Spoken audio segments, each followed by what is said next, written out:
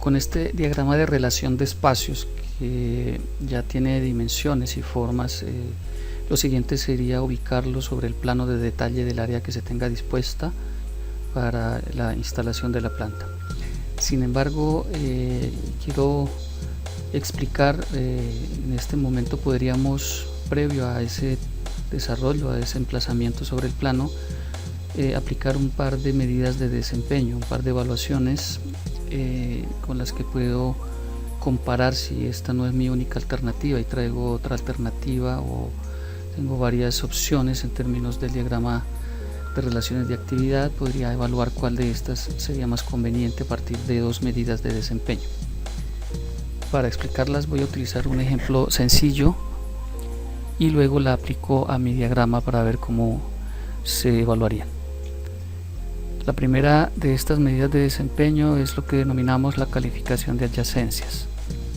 Es útil particularmente cuando los diagramas de relaciones de actividad surgieron de la combinación de relaciones de tipo cuantitativo, como los flujos de material, que es el caso que llevamos en el ejemplo, y las relaciones de tipo cualitativo, las que se generan por razones diferentes al flujo, razones como supervisión, razones como proteger una máquina de otra que la puede estar afectando en su operación, etcétera, etcétera.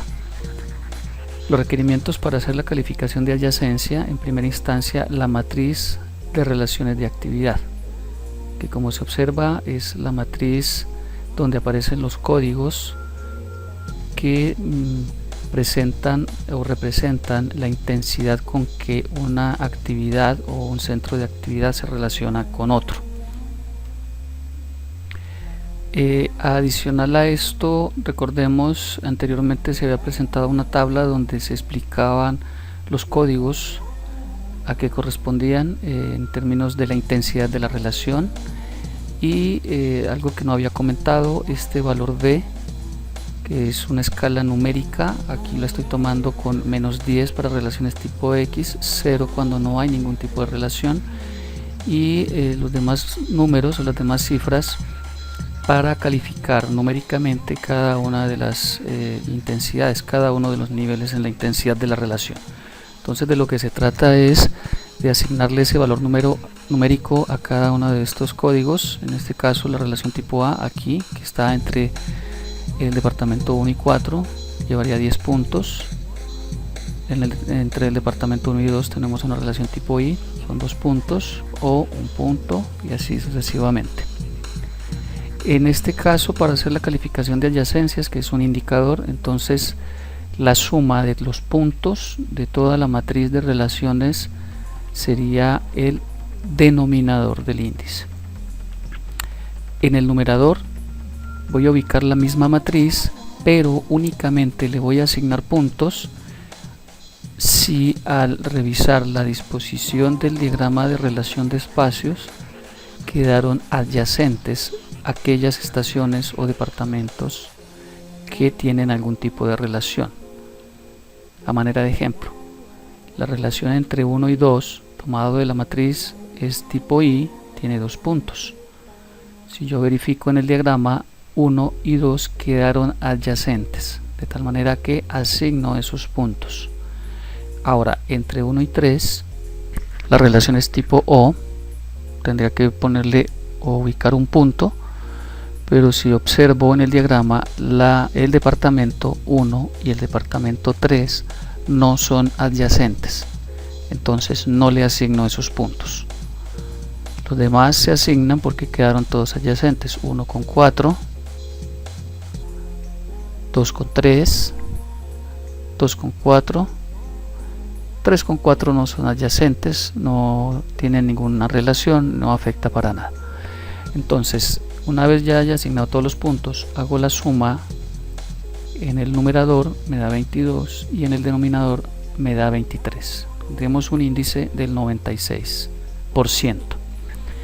Esta calificación me podría ayudar, por ejemplo, para hacer un ejercicio de reacomodación, como si fuese un juego de rompecabezas tratando de mejorar este índice. Es claro que el objetivo aquí sería llevar las adyacencias al 100%, lo que significaría que todos los departamentos o todas las unidades productivas o máquinas que necesitan estar juntas o que tienen relación, más bien que tienen relación de actividad por flujo o cualquier otra circunstancia, están juntas o son adyacentes.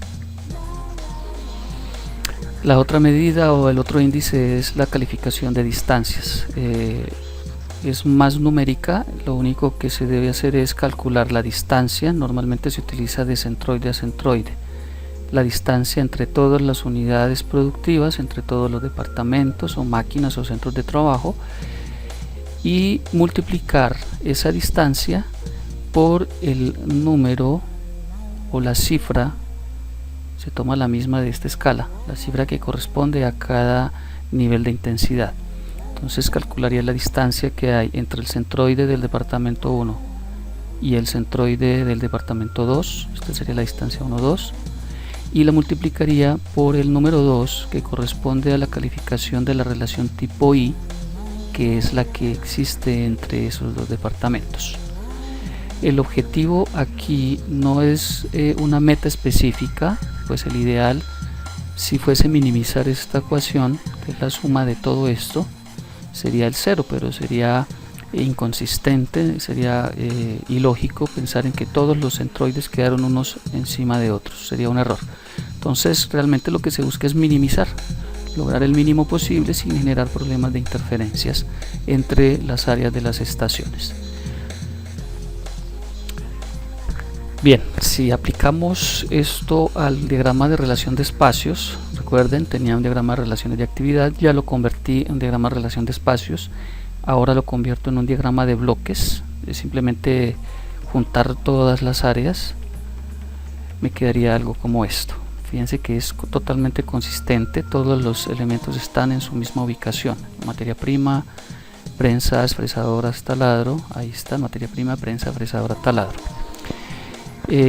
La calificación de adyacencias me daría en el denominador 39 puntos, dadas las relaciones de proximidad entre los elementos, y en el numerador, dado que hay una relación que no se da en adyacencia, que es entre prensa y taladro.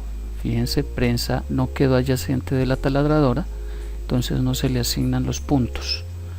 En este caso es solamente un punto porque la relación entre estas dos es tipo O, y entonces eso me daría una sumatoria de puntos en el numerador de 38. El índice sería del 97%. Yo podría intentar mejorar ese índice haciendo cambios, como les decía antes, una especie de juego de rompecabezas. Fíjense que si hacemos este movimiento, cambio de posición P y M, fíjense cómo están y miren cómo queda. Ahora P y T quedan adyacentes, con lo que recuperaría ese punto que se había perdido en el numerador. P y T adyacentes, y todos los demás que tienen relación quedaron adyacentes, lo que me da un índice del 100%, que sería por ahora, en términos de las relaciones, el ideal. La otra calificación, en este caso de los centroides, calculando distancias y multiplicando por los puntos asociados al nivel de intensidad, me daría 151.84. Lo siguiente que vamos a hacer es el análisis de los factores influyentes y las limitaciones prácticas. Estos análisis se hacen sobre el espacio preordenado predefinido, es decir, el plano del espacio que se tiene destinado para la ubicación de los elementos de planta. Los factores influyentes son aquellos que van a permitir la orientación o la ubicación específica de ciertos puestos de trabajo o de máquinas, por ejemplo en este caso la puerta. La idea es que es un factor influyente en la medida en que permitirá, a partir del análisis de los flujos y de la forma como ingresa y sale el material, permitirá la ubicación de elementos específicos como los almacenes o las primeras máquinas o las últimas máquinas que participan en el desarrollo de las operaciones. Las limitaciones prácticas están relacionadas en gran medida con la forma de la estructura y los elementos que la componen. A manera de ejemplo, las columnas, en este caso, están presentes dentro del área. La ubicación de ciertas áreas que ya están definidas en su uso, en su función, como son los baños, servicios sanitarios, las oficinas, y la necesidad de dejar libres los accesos, de adecuar o destinar el espacio suficiente para los pasillos y para la movilidad y la circulación de personal por estas áreas. Son áreas de destinación específica que no pueden ser usadas y que limitan de alguna forma la ubicación de elementos asociados a la distribución o a la planta que estamos diseñando. La manera más adecuada de asociar esos espacios ya predefinidos o prediseñados a nuestro ejercicio de diseño es tomando el diagrama de relación de espacios que ya habíamos definido y ubicándolo sobre el plano de la planta, el plano de los espacios ya predefinidos, los muros, columnas, áreas definidas ya con uso específico, puertas, ventanas, etcétera, todos los elementos que hagan parte de la estructura y que se convierten en limitaciones o factores influyentes. En este caso observamos, ubiqué el diagrama de relación de espacios tal cual como quedó del análisis previo sobre el plano. En este caso obviamente que se puede observar, no cabe, aquí sale una parte del espacio definido para materia prima, quedaría fuera del plano. Por aquí hay unas columnas que quedaron cubiertas. El espacio que está ocupando esta máquina se convertiría en un elemento restrictivo para el acceso a las oficinas. Lo mismo ocurriría con el acceso a los servicios sanitarios, generaría mucha interferencia, no hay espacio suficiente en los pasillos. En este momento, como lo había mencionado antes, aparece el concepto de punto de referencia local. Los puntos de referencia locales son los elementos del espacio preordenado, predefinido, de la estructura de la edificación, de la estructura del área donde vamos a disponer las máquinas o los puestos de trabajo, que se convierten en elementos que permiten orientar la ubicación específica de las áreas de trabajo que estoy acomodando. A manera de ejemplo, en nuestro caso, un punto de referencia local claro es la puerta de acceso. Es a partir de esta puerta de acceso donde yo puedo conectar lo que venía desarrollando y que estoy representando en un diagrama de relación de espacios, lo conecto con la planta. Son los puntos que permiten conectar esas dos cosas, el plano predefinido y el diagrama de relación de espacios. Otros puntos de referencia locales, a manera de ejemplo, podrían ser las conexiones eléctricas, hidráulicas, sistemas neumáticos, que permitirían definir claramente dónde ubicar ciertas máquinas que requieran de esos servicios. Por supuesto que en la medida en que yo pudiese rediseñar todas esas conexiones, limitaría menos la ubicación de las máquinas o los puestos de trabajo y podrías desarrollar una propuesta mucho más parecida al diagrama de relación de espacios. La reacomodación que se necesita precisamente tiene que ver, por un lado, con la forma del espacio, las limitaciones prácticas, en este caso columnas, el hecho de que no caben todos los elementos, y los factores influyentes que los convertí en puntos de referencia local. En este caso lo único que tenemos es la puerta de acceso. A manera de herramienta utilizaríamos unos nodos, como le llamo yo acá, para conectar mi diagrama de relación de espacios con la planta, en este caso con los puntos de referencia locales. Este punto de referencia local lo es en tanto restringe o orienta más bien la ubicación de los almacenamientos. Lo que quiere decir es que debería estar próximo o lo más cerca posible el almacén de producto terminado y el almacén de materia prima a la puerta de acceso. Por eso los convertí en nodos y conecté los puntos correspondientes a esas dos áreas de inventario con este nodo que corresponde a la puerta de acceso. De ahí en adelante el ejercicio entonces está orientado a reacomodar. Ahora estamos en la última etapa, que es los ajustes. Esos ajustes están relacionados con los movimientos que tengo que hacer de las áreas para acomodarlos y generar una mejor propuesta en términos de los desplazamientos, en términos de la ubicación y la orientación de los puestos de trabajo. El movimiento inicial que voy a hacer acá es el de desplazar el espacio o el área definida como materia prima, es un inventario, para que se acerque al punto de referencia local con el que tiene una relación fuerte. Veamos ese movimiento, observen cómo quedaría. Lo único que hice fue rotar toda esta zona,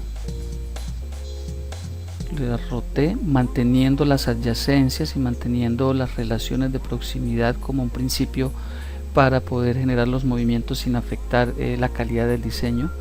Entonces hice esa rotación, me traje el almacén de materia prima.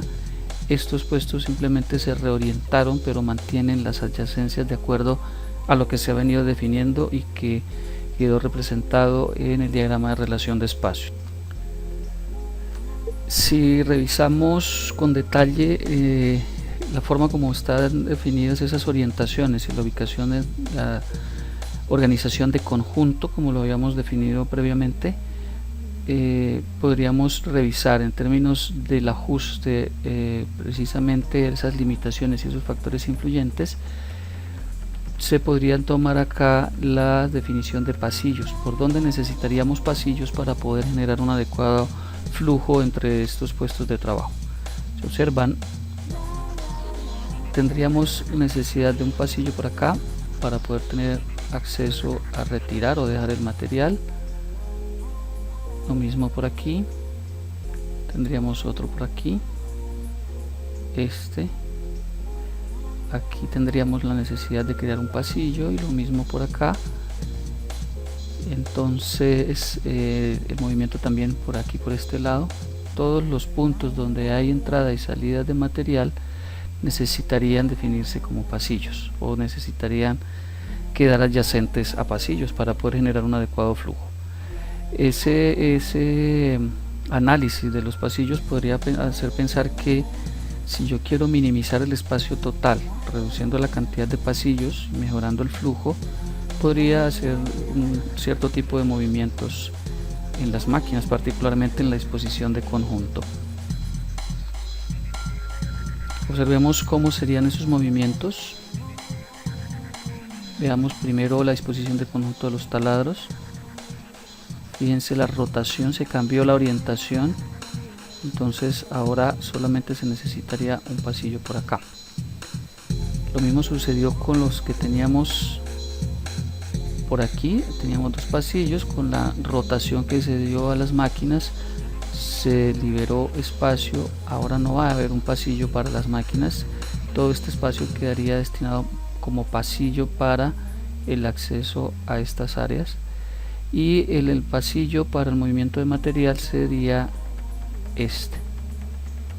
También se rotó esta estación por la relación que existe de flujo con este y con este, sería indicado, dado que el movimiento sería mucho más sencillo. Y lo mismo la orientación de estos recursos, de estos puestos de inspección. Fíjense que ahora los materiales se mueven en este sentido y no como estaba antes. Recordemos, el movimiento era por acá. Entonces este tipo de movimientos o de cambios en la disposición de conjunto, en la orientación de máquinas, lo desarrolla el analista y depende de su habilidad y de la perspectiva que tenga de los movimientos y de la mejor forma de acomodar los espacios de trabajo. Aquí tenemos también, se hizo una rotación. Recordemos, antes el pasillo era por la parte superior, ahora hay un pasillo interno que se comparte con estos otros puestos de trabajo.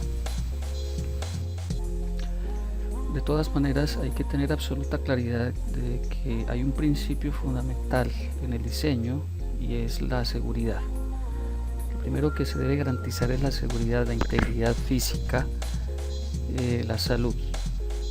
En términos, por ejemplo, de la ubicación de los inventarios, que define la orientación y ubicación de los pasillos, se debe tener en cuenta el tipo de elementos, las dimensiones de los pasillos y las normas de flujo, las normas de movilidad.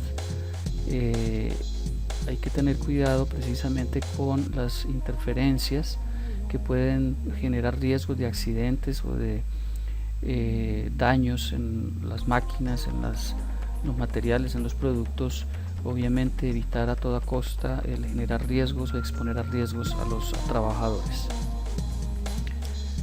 De lo que se trata es definir una adecuada ubicación y orientación de todos estos elementos asociados a las actividades productivas, siempre pensando en la minimización de aquellas variables que generan costos, como por ejemplo el espacio total requerido, lo cual se puede reducir si minimiza el número de pasillos. También la distancia total recorrida por los productos, que se reduce en la medida en que la ubicación de los puestos de trabajo sea la adecuada y la orientación, que es la que genera los flujos, también sea adecuada, pero siempre primando sobre todo la seguridad y obviamente las facilidades en términos de la movilidad, evitando interferencias. Estos elementos que se incluyen dentro de los análisis están regulados en la mayoría de los casos por algunas normas que precisamente son las que tienen que tenerse en cuenta justo cuando ya estamos en la última etapa, que es el desarrollo de las soluciones. Aquí presento un listado de las normas más importantes. No son todas, solamente a manera de ejemplo una lista de normas que deben tenerse en cuenta. La resolución 2400 trae una muy buena cantidad de información y disposiciones relacionadas con higiene y seguridad industrial, sitios destinados para el trabajo, la labor humana, elementos importantes como las distancias de separación entre las máquinas para evitar exponer a los trabajadores a algún tipo de riesgo por contacto, básicamente. La distancia de separación entre máquinas y muros, la dimensión de los pasillos, las distancias de seguridad entre pasillos y máquinas y muchos otros elementos pueden ser consultados en esta norma y tienen que ser integrados dentro del desarrollo de la solución o las propuestas de distribución y deben ser claramente documentadas en términos de cómo se integraron todos esos aspectos dentro de la propuesta. Finalmente tendríamos la selección, corresponde a la última etapa, cuando en algunos casos se han desarrollado no una sino varias alternativas. Podría pensarse que desde el desarrollo de los diagramas de relaciones de actividad, dado que hay un fuerte componente de creatividad en términos de la forma como voy adicionando y como voy agregando elementos de trabajo o máquinas al diagrama, se pueden generar más de una opción. Entonces esas opciones se pueden ir desarrollando hasta llegar a los diagramas de relación de espacios e incluso a las propuestas o desarrollo de soluciones finales. Corresponde al equipo de diseño o al equipo que está a cargo del proyecto en esa etapa de evaluación y selección la definición de criterios claros para definir la favorabilidad o definir los términos en los que una alternativa es mejor que otra. Muchas de las propuestas incluyen la evaluación de las distancias totales recorridas, esto pues teniendo en cuenta los costos de transporte. También se incluye la minimización de los espacios totales requeridos. Hay que entender que entre mejor sea la distribución y se reduzca el número de pasillos, el espacio total que se va a requerir para el emplazamiento o para la distribución va a ser menor, un elemento que también tiene que ver con los costos relacionados con la instalación. Todos esos criterios y cualquier otro que se quiera considerar son criterios basados en la relación costo-beneficio. Sin embargo, no hay que olvidar que el principal y el primer criterio ineludible tiene que ver con la seguridad, la higiene, la integridad. En este caso, cuando se habla de integridad, al principio la integridad de las personas, pero también se puede incluir, y de hecho sería recomendable incluir también la integridad de los equipos o de los activos. No podríamos pensar que una buena distribución es considerada como tal si por efectos de una mala ubicación de máquinas puede causarse el deterioro o el mal funcionamiento de las mismas. Por supuesto que también el producto tendría que considerarse. Una buena distribución no debería permitir, por efectos de la misma distribución, que se deteriore la calidad y la integridad del producto. El tema de la calidad debe garantizarse a lo largo de todo el proceso y la distribución debe también considerar esos aspectos.